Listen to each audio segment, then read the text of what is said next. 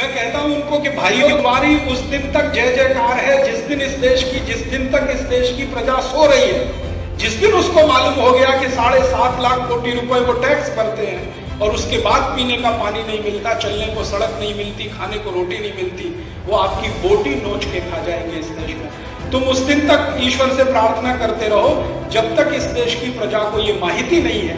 जिस दिन ये माहिती होना शुरू हो गई उस दिन इस देश की प्रजा तुमको सड़क पे खड़ा नहीं रहने देगी। ऐसे हमारे देश में हरामखोरी का शासन आया है। आजादी के पहले जितनी हरामखोरी होती थी, आजादी के बाद उससे कई गुनी ज्यादा हो गई है। अंग्रेज जितना टैक्स कभी नहीं ले पाए इस देश से, उससे ज्यादा टैक्स अब इस सरकार ने लेना शुरू किया और इतना टैक्स लेने पे भी दिल नहीं भरता उसका। मैं भारत देश की सरकार की तुलना एक दारू पीने वाले पति के साथ करता हूं। एक शराबी पति होता है, वो रोज अपनी बीवी के पास आता है और कहता है कल से दारू नहीं पीऊंगा, आज पैसा दे दे पीने के। बीवी सोचती है कल सुधर जाएगा, चलो आज दे दो। तो बीवी से लेके जाता, अगले दिन फिर आता, कहता कल से दारू नहीं पीऊंगा, आज और दे दे। फिर कल उसका कभी आता नहीं। भारत सरकार की यही हालत है, दारूबाज पति के जैसी, जो भारत के नागरिकों के सामने सरकार आती है, कहती आज ये टैक्स दे दो, 2 साल के बाद हटा देंगे, 3 साल के बाद हटा देंगे, 5 साल के बाद हटा देंगे, लेकिन वो कभी हटता नहीं। आप बहुत सारे व्यापारी बंधुओं को मैं एक पुरानी बात याद दिलाता हूँ। 1959 और 60 में जब सेल्स टैक्स आया इस देश में, तो केंद्र सरकार ने वायदा किया देश के लोगों से, और वो वायदा प्रधानमंत्री का वायदा था, कोई साधारण व्यक्ति का वायदा नहीं था, कि जैसे ही ये सेल्स टैक्स आएगा हम सीएसटी हटा देंगे, सेंट्रल सेल्स टैक्स हटा देंगे। परिणाम क्या हुआ? सेल्स टैक्स भी आया, 45 साल रहा, लेकिन सीएसटी भी रहा, उसको आज तक हटाया। माने इतने झूठखोर प्रधानमंत्री इस देश में हुए हैं कि संसद में वायदा करें, लोगों से वायदा करें, फिर टैक्स कानून वापस करें। माने सरकार की हालत है नए नए टैक्स लगाना, नए नए टैक्स लगाना, टैक्स एक भी वापस नहीं लेना।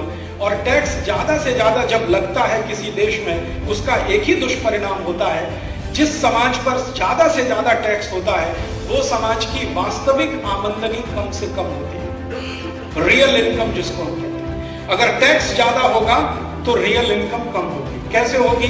आप जितनी कमाई कर रहे हैं वो आपकी जेब में नहीं रहेगी, टैक्स के रूप में सरकार के खाते में जाएगी। और सरकार हमारे लिए गए टैक्स के पैसे से न कभी मंदिर बनाती है, न कभी धर्मशालाएं बनाती है, न कभी पानी की व्यवस्था करती है, न भारत के गरीब लोगों की कोई मदद करती है। वो टैक्स का पैसा जो हम देते जाते हैं, उसका सबसे ज्यादा खर्चा कहाँ होता है? विदेशी कर्जे का ब्याज भरने में, और हिंदुस्तान के राष्ट्रपति से लेकर और जो चतुर्थ क्लास कर्मचारी है, कारकुन, उसकी पगार पर।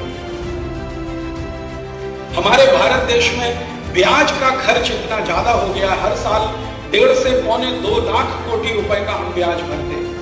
ऊपर से राष्ट्रपति से लेकर और नीचे चतुर्थ क्लास कर्मचारी तक को पगार का जो खर्चा है, आप सुनेंगे तो पागल हो जाएंगे।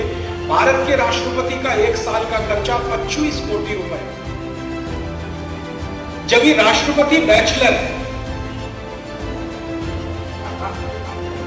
ब्रह्मचारी है, अकेला है, बीवी नहीं है, बच्चे नहीं है, तो 25 कोटी रुपए साल का खर्चा। जो कभी लालू यादव देश का राष्ट्रपति बना तो आप जानते हैं लालू यादव बैचलर नहीं है और उसके घर में पूरी क्रिकेट टीम 11 लोग हैं, पति पत्नी 2 और 9 बच्चे।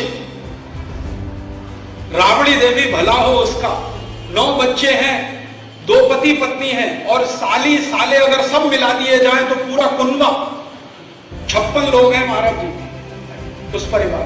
ये कभी अगर राष्ट्रपति बन के पहुंच गया गलती से, क्योंकि रेल मंत्री तक तो हो गया है, राष्ट्रपति भी होने की शक्यता है, क्योंकि हिंदुस्तान एक अद्भुत देश है। जो आदमी किसी स्कूल का चपरासी नहीं हो सकता, वो इस देश का राष्ट्रपति हो सकता है।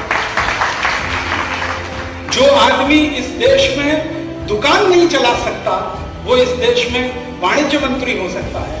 जिसको फाइनेंस का ABCD नहीं मालूम, वो वित्त मंत्री हो सकता है, और जिसको शिक्षा का ABCD नहीं मालूम, वो शिक्षा मंत्री हो सकता है, और जिसको कुछ नहीं मालूम, वो प्रधानमंत्री हो सकता है। हमारे देश का विचित्र है।